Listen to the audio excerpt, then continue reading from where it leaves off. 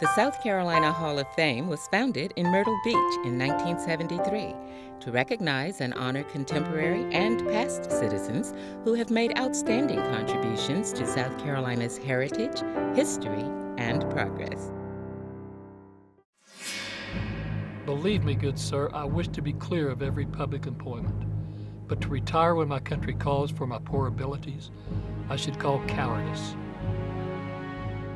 Francis Marion, the Swamp Fox, is an early national and South Carolina historical figure whose story over time has been clouded with romance and legend. His contributions to the American Revolution not only forged this nation's independence, but also led to the evolution of combat.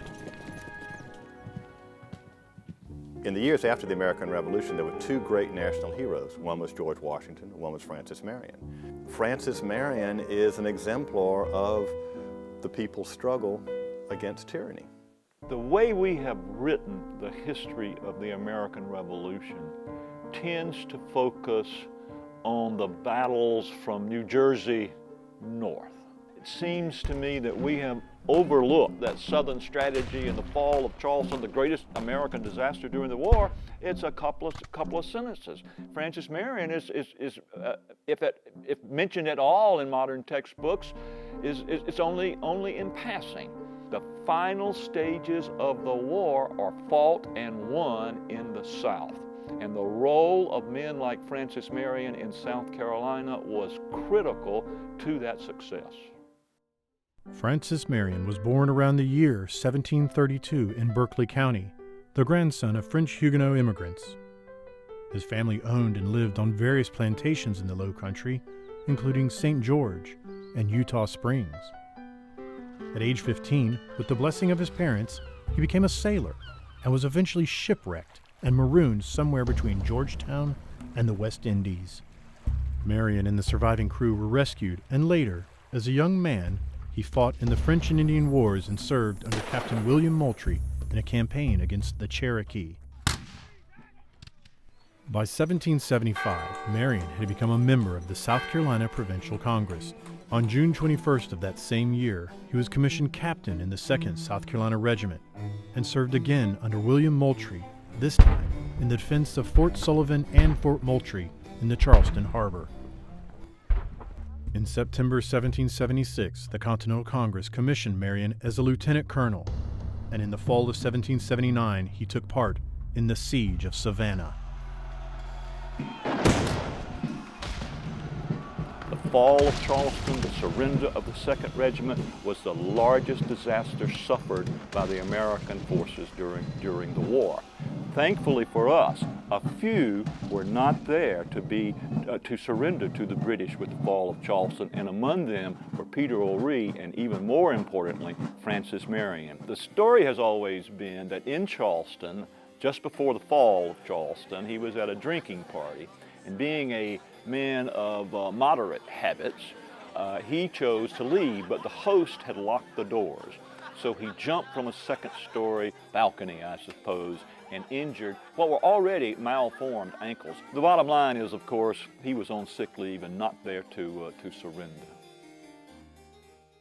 One of the things people don't understand about the partisan war, the militia war, this is true of Marion's men and true of Bratton and Sumter and the others in the upcountry as well, and that is you never had the same group of people with you all the time. The size of his band fluctuated depending upon where the enemy was. Marion's small group of people would have been Scotch-Irish, would have been French Huguenot, would have been English, and of course would have been African-American. Marion understood the principles of guerrilla warfare, fighting from behind trees and bushes and that sort of thing.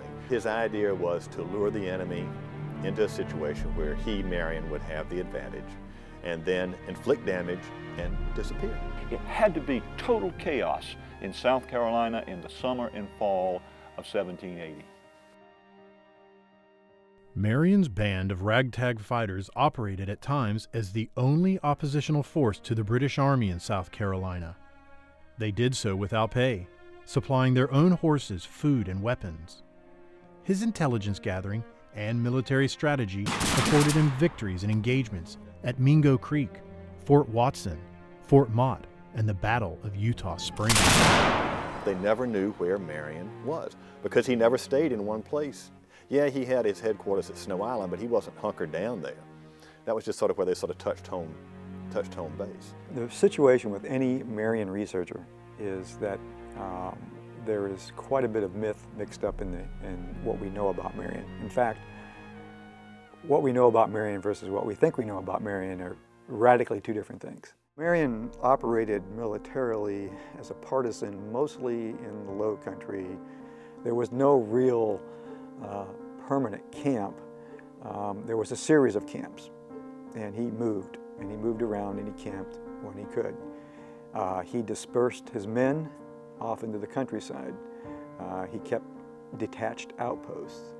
So there's no doubt that Marion had several camps in the area, and probably no one camp was more important than the other. They were secure areas for that immediate period, and then they became threatened, he would move on. He had to keep on the move. He was in an area that was surrounded by loyalists, and the British were always going to be after him whenever they could. So like a good guerrilla leader, partisan leader, he moved around. He was able to keep a few men together long enough to give the British some trouble. According to tradition and legend, we owe Banastre Tarleton, who may have been the most successful British field commander in South Carolina. It was Tarleton who was quoted about, we'll go back and get the gamecock, Thomas Sumter, but as for this damn swamp fox, not even the devil himself could catch him. What we need to remember is the great victory of the war was where?